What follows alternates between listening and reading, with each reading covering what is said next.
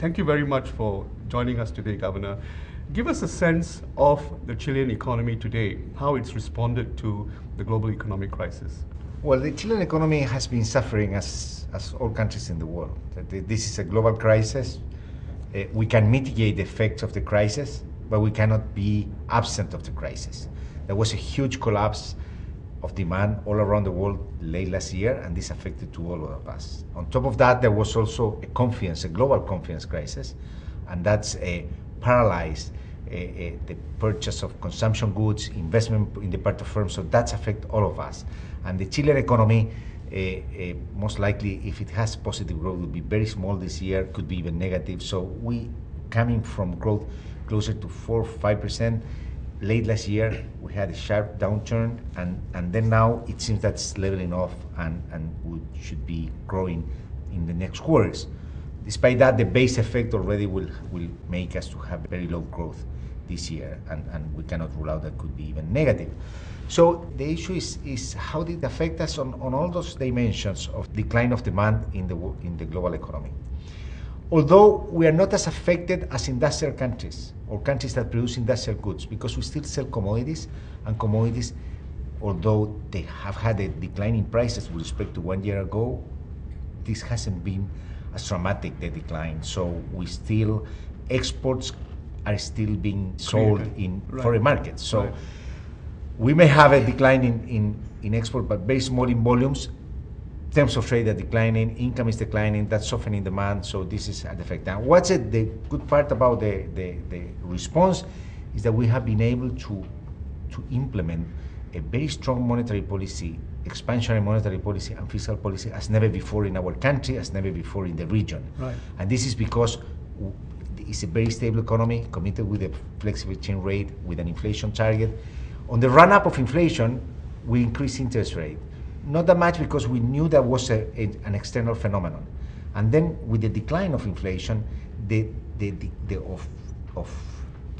foreign inflation, we have had such a sharp decline in domestic inflation that has allowed us to reduce interest rate from 8.25 beginning this year to 1.25. And this is because as we look at inflation pressures are coming down very strongly. And this has allowed us to implement a very expansionary model. As one of the more progressive central banks in South America, what tools do you have at your disposal besides maybe inflation targeting? And how important is inflation targeting as part of your overall mechanism as a regulator? I would say the macroeconomic policy has three pillars. One is on the monetary policy side, we have an inflation target. There is a fiscal policy in Chile that also is conducted on basis of a structural fiscal surplus rule, which has resulted in that during this period it can be a contracyclical, because copper price has been declining, fiscal figures has not declined that much as before, but it has been recovering, but a fiscal policy has room to have expansion.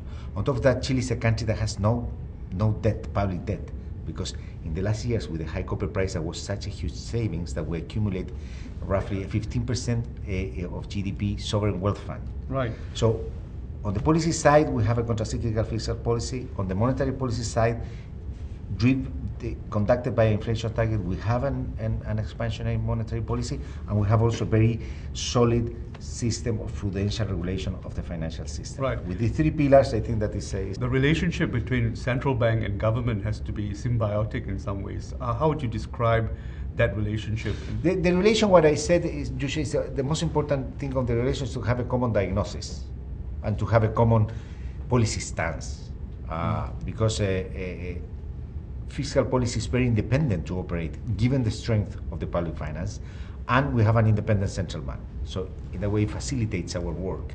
All that we need is to have a common diagnosis, a common view of what's going on in the economy, and both fiscal authorities and we at the central bank know that the optimal response to the current crisis from the macro point of view is strong. And how exposed are you to foreign direct investment and perhaps the US dollar's influence in your economy? Yeah, we are not that dependent as a country in the foreign debt market. There are two reasons. First, because the strong savings. So the government does not need to finance. Okay. We have a very small, one of the smallest in the world, risk premium for public debt. Okay. Second, there are a lot of Chilean companies that during the last years have been going to the financial market, to the debt market, issuing debt. Now those markets are not working as fluidly as it was before, but domestic firms can now turn back to the domestic market because we have a very deep capital markets in our country.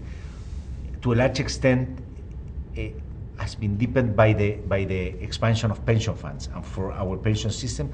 So there is a large pool of funds within the country that is can be invested in the capital market. So firms that are finding a bit expensive to issue debt abroad are looking back to we have no exposure basically to and the foreign profile exchange. of the domestic capital market, it's a debt market. What's the profile of the equities market in Chile?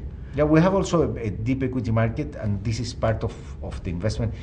Part of the strong development in our financial market has to do with the pension funds.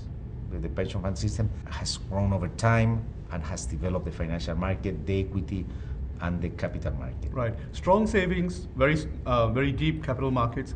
So what did the government need to do to ride the crisis right now? What was the size of the fiscal stimulus, for example? It's between 2 and 3% of GDP. Very nominal, very... Yeah, it's one of the largest in the region. This is on top of the regular fiscal policy that has some contracyclical impact and features, but this is an additional... Do you see that you can take an expansionary mode now, going forward in the next 12 to 18 months? Well, that's we have to look at carefully how long it will be the expansionist stance.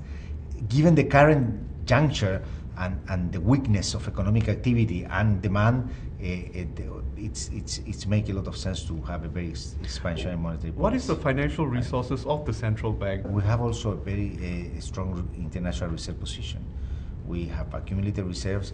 Our reserves are now also of the order of 15 or more, depending on the exchange rate, but percent of GDP. So we have a very strong international reserve position that could allow us to face a cut in foreign financing. Now, Chile hasn't suffered from a cut in foreign financing more recently, and our firms and our banks have still access, maybe more expensive, maybe shorter duration, shorter tenors, but domestic financial system have had full access to international finance. But in the event that they would have problems to finance and the world becomes more complicated for countries like Chile to raise financing in the world, we have a very strong basis. We have our international reserves, a very high liquidity position. The government has also a sovereign wealth fund, so the country is very well protected to face even worse international financial conditions than the ones that are now